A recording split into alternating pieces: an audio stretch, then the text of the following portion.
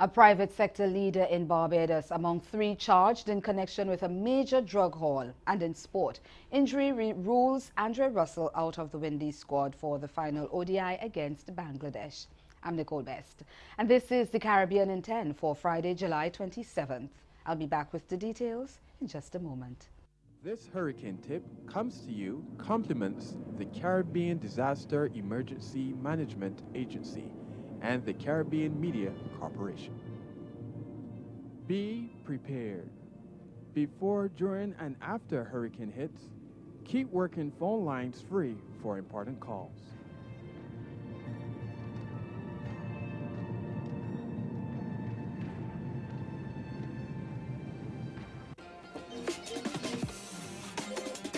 And that's a flour, baking, now the ghee,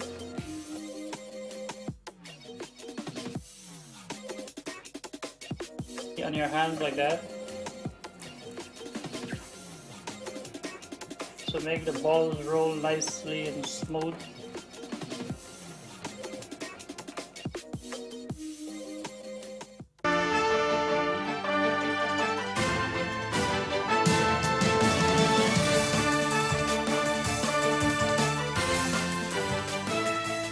Two prominent Barbados businessmen and a sailor are to appear in court today, jointly charged in connection with a major drug bust earlier this week. Arthur Charles Herbert, chairman of Goddard Enterprises and head of the Barbados Private Sector Association, along with a Goddard's Group company director Chris Rogers and 55-year-old sailor Walter Prescott, have been charged with possession with intent to supply, and trafficking of 267 pounds of marijuana. They had been detained since Monday following the seizure of the drugs on the company's yacht at the Bridgetown Harbour. Acting on a tip-off, members of the Royal Barbados Police Force Drug Squad had conducted an operation on board the vessel and confiscated the marijuana, said to have a street value of approximately 534,000 Barbados dollars. After the men were detained, Goddard's Enterprises issued a statement acknowledging that it was aware of an investigation into two of its board members and an employee, and that Deputy Chairman William Putnam would act as chairman in the interim. Leader of the Jamaat al-Muslimin group, Yassin Abubakar, says he will not apologize for the 1990 coup that was aimed at unseating the Trinidad and Tobago government. In a statement marking the 28th anniversary of the failed coup attempt on July 27, 1990, Barker said he is aware there are others in society who are afraid of citizens standing up against injustice and have demonized his actions over the years. At least 24 people, including one legislator, Leo Devine, were killed during the six-day insurrection that ended on August 1st, 1990. Barker led more than 100 men in trying to overthrow the government of then Prime Minister A.N.R. Robinson. They were later tried for treason, but the Court of Appeal upheld the amnesty offered to secure their surrender, and they were released. Wendell Eversley, one of the people who survived the insurrection, has been staging an annual march urging the government to show more recognition to those killed during the coup attempt. He called on Barker to beg forgiveness from the population. I'm calling on Mr. Yassin Abubakar to apologize to the people of Trinidad and Tobago. It's 28 years now, and I think it's time that he apologize to the people of Trinidad and Tobago for what happened on July 27, 1990. We are a bunch of hypocrites when it comes in terms of remembering July 27, 1990. And it's a shame to know that probably this is the only country in the Western Hemisphere where we had a terrorist attack on a government, an elected government, and up to today, they haven't seen it fit to even have a reclaim ceremony to remember those who lost their lives. The use of medicinal marijuana has been a topic of discussion around the Caribbean in recent times, and now the Bahamian health minister is being asked whether he has the authority to allow the importation of the drug into the country for medicinal use. The health minister says the Dangerous Drugs Act allows for the importation of a number of illegal substances, including marijuana. There have been no applications, certainly in the time that I've been minister, for marijuana, CBD or any of the components of cannabis sativa.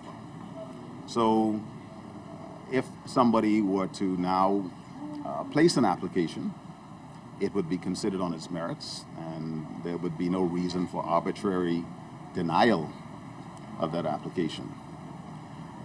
But I think the conversation has advanced beyond what was intended when that legislation was written. And so certainly, I think a fresh look at this and bringing the legislation into the 21st century is in order. Stay with us. Your Midday Sport is next.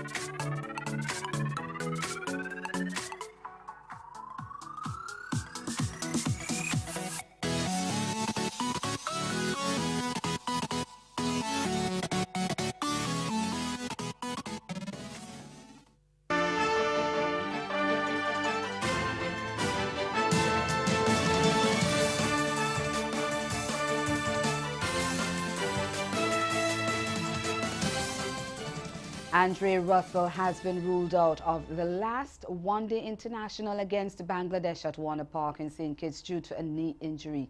Sheldon Cottrell has been named as his replacement for the match on Saturday.